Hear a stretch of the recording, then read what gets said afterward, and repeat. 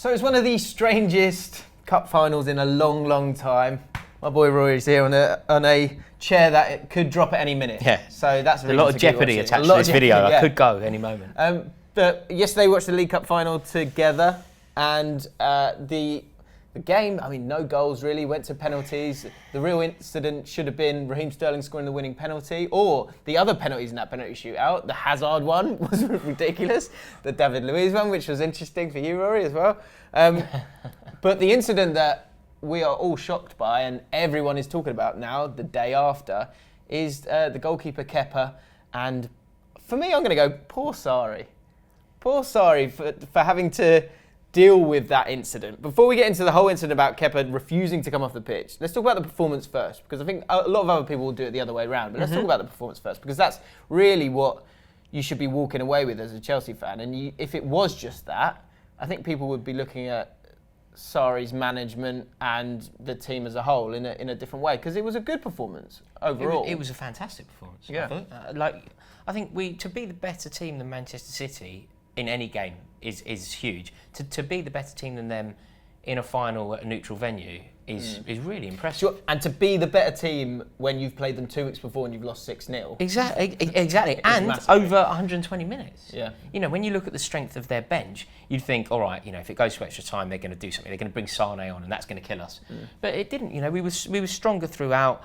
We were marvellous. We really did raise our game, and there's a lot of pride attached, but we're not really a club that does that. We're not really a club that says, oh, you know, like we don't find the victories in the defeats. I don't.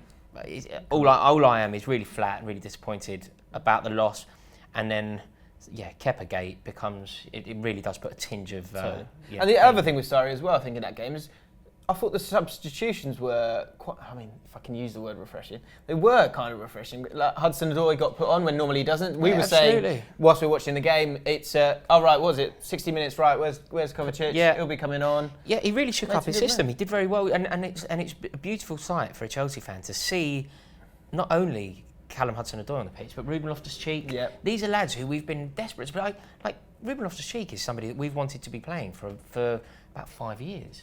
The fact that he's now getting a game in the biggest moment of it, that's the biggest moment of his career, you know, the club career, certainly, playing in a final for his boyhood club. It was beautiful, and those substitutions actually made us stronger. You were better, you were stronger, yeah. So it was. There are so many positives, and I think over the course, in a few weeks, I'll look back and I will find those positives. But today, I just can't believe that over everything that we witnessed when we were watching that game, how have Chelsea not lifted that cup? What makes you say that? I just think that we deserved it. We were the better team, and I think it was there for us. I genuinely do, and I think we lost it in this moment. We had a mad 5-minute period, didn't we? Yeah. So let's talk about this incident, because what we were talking about as the game was going on was the fact that Caballero was warming up. Caballero was warming up for quite a long time. They kept going to him. Kepa got cramp once, which. I mean, Jamie Redknapp made the point that, like, how is he getting cramp when you're a goalkeeper? When you're a goalkeeper that young as well, I found that pretty strange. But looked like he went down with cramp twice, and so it looked like Caballero was going to come on. But it looked like Caballero was going to come on for a tactical reason, not actually an injury. Look, Caballero is a pretty average keeper who excels at penalty saves. It's what He's he does. got a great record. It's Peggy Arfexad. It's who was it? You said Tim Krul. Tim Krul. It's that. It's, you know, you bring him on with a minute left, and he will save penalties, and he's good at that against anybody. The fact that he's coming on against his former boys. Yeah, and he was. He's going to have trained with them. He knows what their preferred side is. Absolutely. And so we were looking at that and going, yeah, okay, that makes sense. That's a really good kind of psychological play for Chelsea to make. The other thing, of course, is that they won the League Cup in 2016 against Liverpool because Caballero had a great game and won the penalty shootout for them. Exactly. So you're going to plant that into the minds of the Man City players. Yeah, they're going to have some doubt. Like, even if, you know, if so say you're Raheem Sterling, or say you're any of those City players that took a penalty, if you ask them, who would you rather face in a penalty shootout, they'd all say Kepa. Yeah. Nobody wants to face a guy, because even if it has no impact, the fact that you think it might have an impact, it means it has an impact. Yeah, absolutely. So we had a really, and do you know what? I'm convinced that Sarri was planning to do that for the long haul, because we had a spare sub. He uses his subs, Sarri. Right. You know, he uses them. He makes those changes. The fact that we still had a substitution to make in the last minute of extra time means that it must have been the play from the beginning. Okay. So then... Oh, it's so depressing. So then it happened. The incident happened. It looked like he was going to come off. You thought that was going to happen. And as we've said, it's a psychological play that would have been really smart because regardless if Caballero is better at penalties than him or not, he's got a reputation for it. So it's planting a new thing in the mind of the Man City players. And then he goes down for cramp again, and then it looks like, right, okay, let's get this done. Let's get the substitution to happen. And he starts wagging his finger, saying, no, I'm fine, no, I'm fine. Yeah, well, it actually got more aggressive than that, didn't it? He overruled his manager. What I am surprised by this whole thing is that, why didn't the board go up? I don't think it did. Oh, really? I think the board did go up, yeah. I've definitely seen a board with 1 on it. Oh, right. I was also amazed that you can refuse to come off. Well, you can't, can you? Well, you obviously can. I don't think you can if Alex Ferguson's your manager. Well, that's the crux of this for me, because I think there's a lot of good points when it comes to Sarri, but the thing where he has lost my respect is the fact that when that moment happens, there is a clear solution that everyone goes to. They go, well, no, you just stand there and go, look, come off. Yeah. The ball isn't going to be played. The game is dead until you walk off the pitch. Exactly. And so he can go, no, off. Yeah. And yes, there might be a standoff for a bit. He lost his head though, didn't he? But that is the thing. He totally lost his head. He was running down the word. Was it apoplectic? That's the word that everyone is using. Yeah. He went to. It was amazing. Home. He went to run down the tunnel, and the big thing with when you see the red mist, your attention kind of narrows. Yeah. And when that happens, you can't see the wood through the trees. Exactly. And that's exactly what happened to him. And almost as he went down the tunnel, he then kind of popped out of it for a second. Yeah. Was able to turn around and come back to it. And Zola was in the same boat. Stuff. Zola, yeah, I've never ever seen Gianfranco Zola lose his temper. Like Gianfranco Zola's been associated with Chelsea since 1996. Yeah. In that entire time, I've never ever seen him lose his temper, and he was livid. Yeah. And so for Sarri not to be able to see the solution to that problem, by keeping calm, or just generally keep up appearances. How many managers go through a lot of stuff and they have to kind of keep calm and carry on? That was the thing that I was in shock. I couldn't believe that Kepa was able to get away with it. Someone who's, I'll give you the explanation in a sec, but the leadership of David Luiz and Azpilicueta both have been kind of attacked a bit by the Chelsea fans. David Luiz said when he was asked what did he say to Kepa, he said, I told him to respect the decision of the coach. So that suggests that it wasn't a total misunderstanding. That Kepa totally needs to get on with it. And Azpilicueta basically said, I was on the other side of the pitch, and so it had nothing to do with me. And he's been kind of attacked for the fact that, well, you are the captain on the day, you do need to get involved. Azpilicueta let himself down as captain. He needs to take the ball by the horns there. The other thing he did, Azpilicueta, he didn't speak to anyone in the mix zone. He just walked straight through it. David Luiz was doing all of the press conference. The fact that you've got a quote from David Luiz, it says it all. Like David Luiz did the mix zone quote. Azpilicueta, as our club captain, walked straight through. He needed to be far more assertive there. He needed to be over in Kepa's ear and take his perhaps not politely. Yeah. Tell him to get off the pitch. Yeah. I mean, I guess that is the horrible thing when you're in that. You're in the last minute of extra time at Wembley. There can be that moments, but that's what leadership's all about. Yeah. Well, James, that is leadership. Leadership isn't like Azpilicueta has. People say, he has some great leadership qualities. When he scored his penalty against Tottenham in the previous round, he runs into the fans and he's screaming in the net at the fans, and there's a wonderful picture of it. And people go, that's a captain. That's what I want from a captain.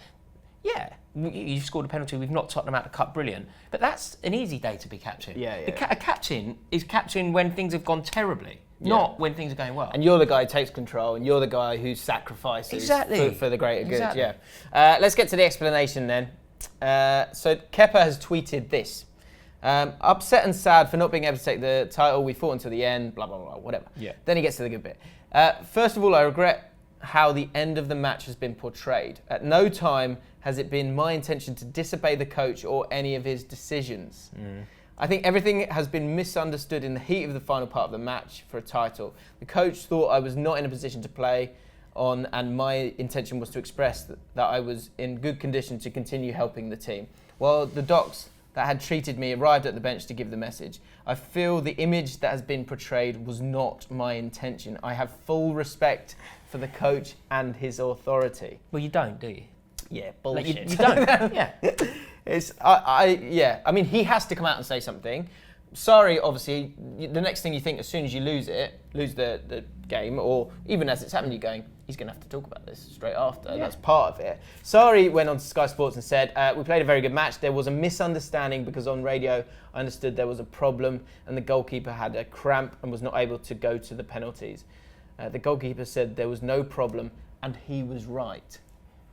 Look, I mean, there's been a disaster. No, of course not. No, nobody. I mean, of course not. They have to do that. They have to save face. They have to come out and toe the party line and try and it's damage limitation. Yeah. The club have been dragged through it looks moronic. You know, the players overruling managers and managers storming down the touchline and Gianfranco Zola just crying on the touch. Like the whole thing is a shambles. Yeah. People need to just try and rein it in, and that's what this is. Right. But it's nonsense. Yeah, I couldn't agree more, because the thing that I keep going back to is Caballero was warming up for ages, for like 15 minutes. It was obviously a strategy to bring him on for the penalty, and a correct strategy, a strategy that I fully endorse, a great strategy. The other thing that kind of makes it even more valid, I don't want to knock Kepa for what happened during the penalties, but you've got to save Aguero's.